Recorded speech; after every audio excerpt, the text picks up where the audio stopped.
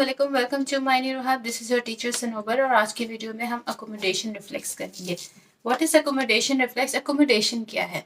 Accommodation is a reflex mechanism which happens when suddenly a distant object from your eye is brought near to your eye. So in that situation, how the eye accommodates to focus an image is an accommodation reflex. अगर कोई दूर का object है और अचानक आपके करीब आ गया तो क्या क्या चेंजेस हैं जो आपके आईज के अंदर आएंगी जिनकी वजह से आप उस ऑब्जेक्ट को फोकस कर पाएंगे। सो 3 things undergoes this.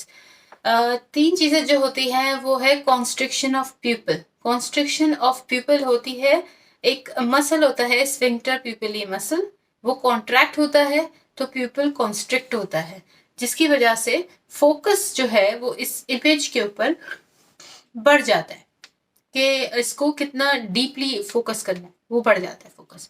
The second change is the convergence of the eyeball. Convergence of the eyeball होता है मीडियल रेक्टस मसल की वजह से। Medial rectus muscle is the adductor muscle. Adduction क्या होती है? जनरल एनाटॉमी में आपने पढ़ा होगा कि adduction is something bringing to near to the midline of the body की midline की तरफ से midline की तरफ कोई भी movement, for example this is my hand like this, और ये body की midline की तरफ आ रहे, this is adduction, and when it's going away from the midline this is abduction. So medial rectus muscle brings the eye near to the midline. This causes convergence of the eyeball, जिसकी वजह से focus जो है वो again to the retina जो है वो बढ़ जाता है। The third thing which is happening in the accommodation reflex is the increase in the curvature of the lens. Increase in the curvature of the lens का मतलब है कि अगर कर्वेचर बढ़ेगा, लाइक कर्वेचर अगर ऐसा है और ऐसे बढ़ जाएगा तो इस कर्वेचर के बढ़ने की वजह से लेंस का रिफ्रैक्टिव पावर बढ़ जाएगा।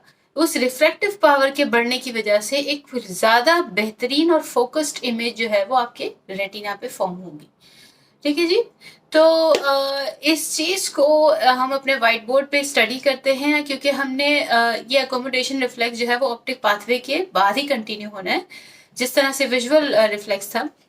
तो पहले हम ऑप्टिक पाथवे अपनी लास्ट 2 वीडियोस में पढ़ चुके हैं, हम इसके बाद इसको कंटिन्यू करेंगे डायग्रामेटिकली नहीं, क्योंकि अब वो डायग्राम आपके माइंड में सेट हो चुकी है। अब हम इसको फ्लो चार्ट के तौर पे पढ़ेंगे, so that you can easily make the connection. So let's move on to our white board now. So we are here on our white board और इसके ऊपर मैंने 3 पॉइंट्स लिखे हैं। अकोमोडेशन रिफ्लेक्स को स्टार्ट करने के लिए ये 3 कॉम्पोनेंट्स हैं that has to be kept in mind. The first one I have wrote down is curvature of the lens.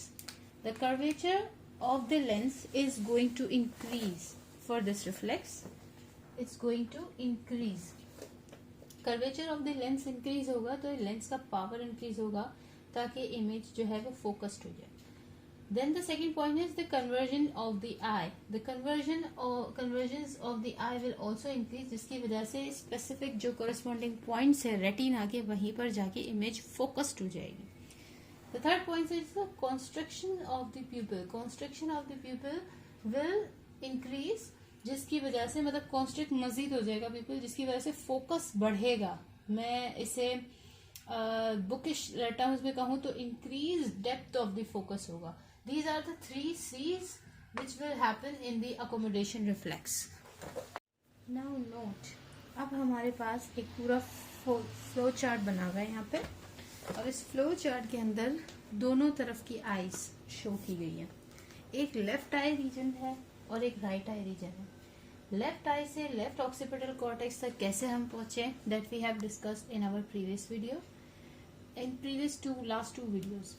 और राइट आई से राइट ऑक्सीपिटल कॉर्टेक्स की तरफ भी इसी तरह से पहुंचे, विच इन्वॉल्व्ड द ऑप्टिक नर्व। ठीक है। अच्छा, अब जब कॉर्टेक्स की तरफ पहुंच जाते हैं तो अकोमोडेशन रिफ्लेक्स में क्या होता है कि वहां से ऑक्सीपिटल कॉर्टेक्स से फाइबर्स चले जाते हैं, वहां से एक्सॉन्स जाते हैं to the prefrontal area. Occipital lobe से फ्रंटल लोब की तरफ जाते हैं to the prefrontal area. This is the cerebrum. ठीक है, ये साइड व्यू है, ये सेरेब्रम का ऑक्सीपिटल कॉर्टेक्स है। ये देखिए, ये इसके राइट साइड है, ये लेफ्ट साइड है। फॉर एग्जांपल अगर यहाँ पे ऑक्सीपिटल कॉर्टेक्स है तो ये इसका फ्रंटल एरिया है, और प्री फ्रंटल एरिया पे फ्रंटल आई फील्ड होती है। यहाँ से एक्सॉन्स इस तरफ मूव कर जाते हैं, तो इस तरफ जब मूव कर जाते हैं तो वो जाते हैं फ्रंटल आई फील्ड के अंदर, ठीक है। और फ्रंटल आई फील्ड के अंदर वहां से मिड ब्रेन की तरफ they reach it. Mid brain में हमारे पास क्या मौजूद है? एडिंगर वेस्पाल न्यूक्लियस, मेन ओक्यूलोमोटर नर्व न्यूक्लियस। अभी हम प्री टेक्टल न्यूक्लियस की बात नहीं कर रहे, बिकॉज हम अभी ऑप्टिक पाथवे को अभी हम विजुअल रिफ्लेक्स को डिस्कस नहीं कर रहे, ठीक है जी। तो एडिंगर वेस्पाल न्यूक्लियस है और एक मेन ओक्यूलोमोटर नर्व न्यूक्लियस है। वहां से एक्सॉन्स एडिंगर वेस्पाल न्यूक्लियस की तरफ जाएंगे, और which is this is the parasympathetic nucleus of the oculomotor nerve. तो वाया ओक्यूलोमोटर नर्व जो है वो फाइबर्स आ जाएंगे आपके सिलियरी गैंग्लियन में, which is present in the orbit. And ciliary ganglion जो है वो शॉर्ट सिलियरी नर्व के थ्रू दो जगह पे अपनी इम्पल्सेस को सप्लाई करेगा, एक तो कॉन्स्ट्रिक्टर प्यूपिलरी मसल की तरफ और एक सिलियरी मसल की तरफ।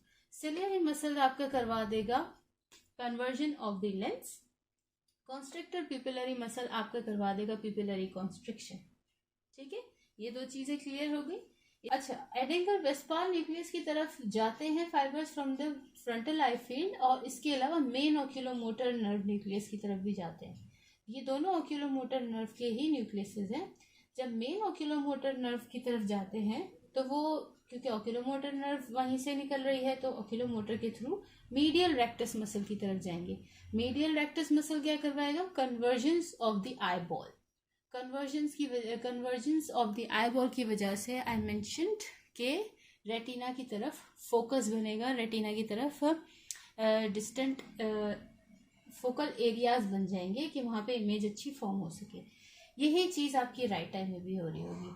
तो दिस इन तीन चीजों की वजह से, मीडियल रेक्टस की कॉन्ट्रैक्शन की वजह से हमें convergence of the eye ball मिल गया, सिलियरी मसल की कॉन्ट्रैक्शन की वजह से हमें curvature of the lens increase हुआ मिल गया, और कॉन्स्ट्रिक्टर प्यूपिलरी मसल की कॉन्ट्रैक्शन की वजह से हमारा प्यूपिल कॉन्स्ट्रैक्ट हो गया। तो इन तीनों चीजों की वजह से हमारा अकोमोडेशन रिफ्लेक्स जनरेट हो गया। Now note 3 things in all these.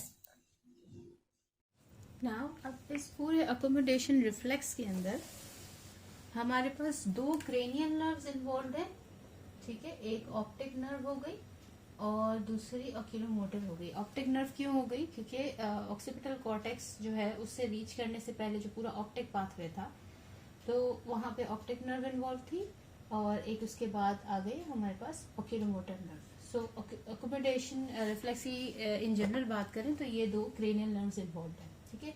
Muscles कौन से इन्वॉल्व है? मसल्स हमारे पास इन्वॉल्व है, एक स्फिंक्टर प्यूपिलरी मसल, एक सिलियरी मसल और मीडियल रेक्टस मसल।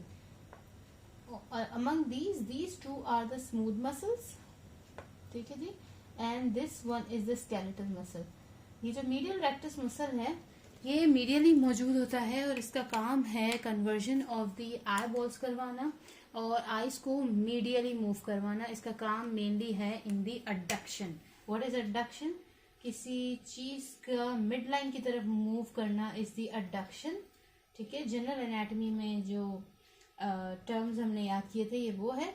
और किसी चीज का लेटरली मूव करना away from the mid line of the body is the abduction, ठीक है। तो medial rectus adduction of the eye करवाता है और lateral rectus abduction of the eye करवाता है। That means it moves the eye ball away from the mid line, ठीक है। तो ये तीन मसल्स इन्वॉल्व है।